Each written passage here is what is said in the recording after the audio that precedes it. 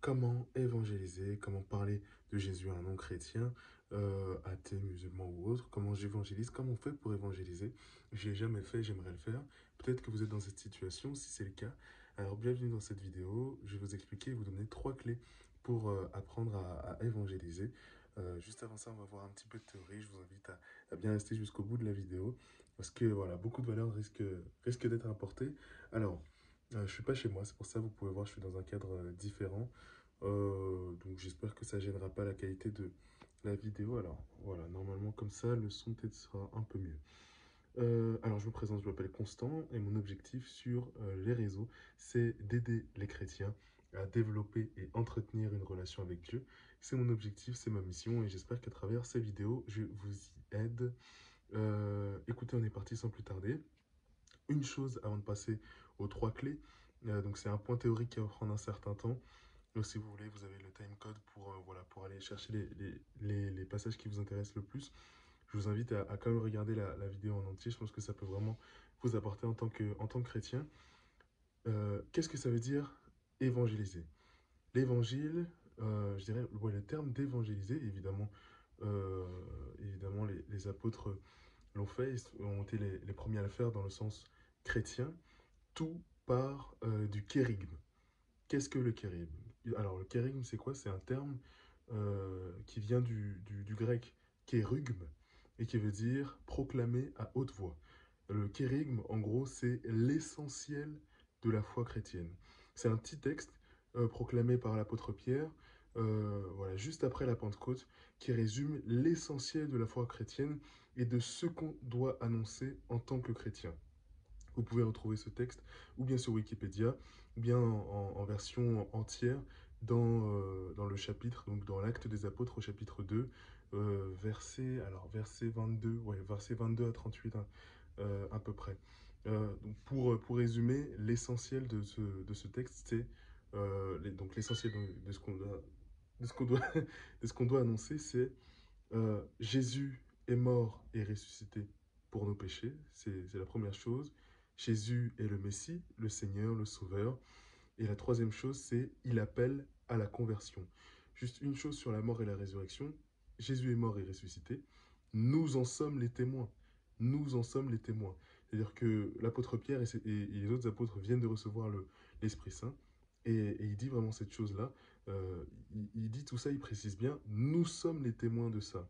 Et c'est un rôle très important, celui d'être témoin, en fait, du fait que Jésus est ressuscité, qu'il fait des merveilles dans nos vies, qu'il est le sauveur, etc. C'est pas juste annoncer ça, c'est aussi le fait que voilà, j'implique ma personne, personnellement, dans le fait que voilà, je suis témoin de ça. Voilà pour le petit point, le petit point théorique. Vous pouvez aussi retrouver le kérigme de l'apôtre Paul plus tard dans le Nouveau Testament. Plus tard, donc, en classification dans le Nouveau Testament, dans les lettres de l'apôtre Paul. Il me semble que c'est dans 1 Corinthiens, chapitre 15, quelque chose par là. 3 conseils du coup. La première chose que je vais vous conseiller, si c'est la première fois que vous voulez évangéliser et que vous ne savez pas comment faire, la première chose c'est n'ayez pas peur. N'ayez pas peur. N'ayez pas peur. Le simple fait que vous soyez, voilà, vous choisissez, vous êtes baptisé, ça vous donne déjà l'autorité de dire, le simple fait de recevoir l'Esprit Saint, ça vous donne l'autorité de parler de votre foi. Le simple fait d'avoir une relation avec Dieu, ça vous donne l'autorité de parler de votre foi et de parler de ce que vous vivez, de ce que vous vivez de extraordinaire. C'est très lié au fait que voilà, on n'est pas des théologiens, donc il n'y a pas besoin de tout savoir, il n'y a pas besoin d'avoir fait des études. Non, en tant que baptisé, vous pouvez déjà évangéliser. Vous avez le droit. Vous avez le droit et personne ne peut vous l'interdire. À partir du moment où vous avez ça, où vous êtes chrétien, où vous entretenez votre relation avec Dieu chaque jour, vous lisez, vous méditez sa parole, vous faites attention à la volonté de Dieu, à ses commandements. Vous avez le droit et n'ayez pas peur de dire que vous êtes chrétien, n'ayez pas peur d'évangéliser, d'encourager à croire en Dieu, etc. La deuxième chose, c'est n'ayez pas peur, mais dans le sens où qu'est-ce que je vais répondre? L'Esprit Saint est là. L'Esprit Saint est là. Donc n'ayez pas peur à ce niveau-là aussi. Vraiment, l'Esprit Saint est avec vous et je vous encourage à lire le chapitre 10 de l'Évangile de Matthieu. Je crois que c'est versets 19 à 20. C'est vraiment un court verset qui dit, Jésus dit aux apôtres, ne vous inquiétez pas de ce que vous allez dire, l'Esprit Saint vous dira, il vous sera révélé ce que vous allez répondre, etc., etc. Lisez ce verset si vous avez besoin de vous rassurer là-dessus. L'Esprit Saint est là pour ça aussi. C'est pour ça qu'on l'a reçu en tant que chrétien. C'est celui qui vient nous aider dans nos épreuves, nous aider à être chrétien, nous pousser à être chrétien.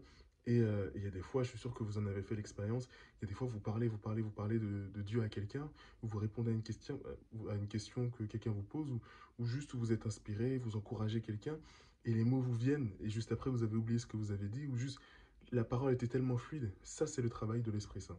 L'Esprit Saint est là pour vous dire, vous encourager, ayez confiance en Dieu, ayez confiance en cet Esprit Saint. Et la troisième chose qui est plus qu'importante, et là c'est un verset que je vous envoie aussi, c'est l'évangile de Jean au chapitre 13, verset 34-35, qui précise le fait que voilà, c'est à l'amour qu'on sera reconnu en tant que chrétien. C'est à l'amour et notre capacité à aimer, à être bienveillant à ce niveau-là. C'est à ça qu'on sera reconnu en tant que chrétien. Donc toujours, à chaque fois que vous évangélisez, que vous parlez de Jésus, parlez avec amour, parlez avec bienveillance. D'abord, écoutez avant de dire quelque chose. D'abord, écouter et comprendre, essayer de se rendre proche des gens. C'est hyper important d'écouter, voilà, d'être dans cette forme de bienveillance quand on veut annoncer Jésus-Christ. Pas juste dire tu es dans l'erreur, crois en ce que je suis en train de dire, mais plutôt d'abord écouter. Voilà, avoir cette posture où mon attitude et mon comportement dans la discussion témoignent déjà du fait que j'ai Jésus dans mon cœur, que j'ai l'amour divin dans mon cœur. Agissez avec amour, c'est le plus important. Un dernier point bonus, ce qui va convertir avant tout une personne qui ne croit pas en Dieu, ce qui va l'évangéliser avant tout, déjà nous, on convertit personne, c'est Dieu qui convertit.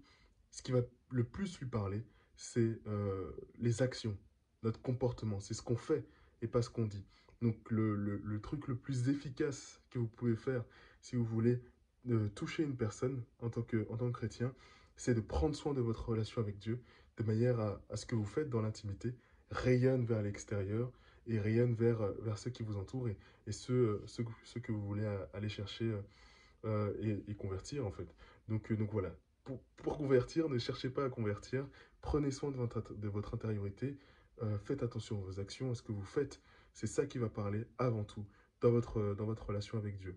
Voilà pour ce que je voulais vous partager, des petits conseils très rapides. Voilà, je fais ça très rapidement parce que voilà, je suis dans la chambre d'hôtel, je suis dans un rassemblement chrétien. Qu'est-ce que je peux vous dire? Abonnez-vous, abonnez-vous. J'ai plein de projets qui arrivent. Si vous voulez être prévenu de mes prochains projets, n'hésitez pas à vous abonner à ma newsletter juste en dessous. Mettez-moi des commentaires, envoyez-moi des messages. Moi, ce que je kiffe le plus dans ma création de contenu, c'est l'échange. J'ai besoin d'échanger avec vous, j'ai besoin de vous parler, de savoir ce que vous vivez. C'est vraiment de ça que je me nourris le plus et c'est ce qui me fait le plus plaisir. Voilà, soyez abondamment bénis. Surtout, n'oubliez pas que vous êtes beaucoup plus proche de Dieu que vous ne le pensez. À très très vite. Soyez bénis. C'était Constant.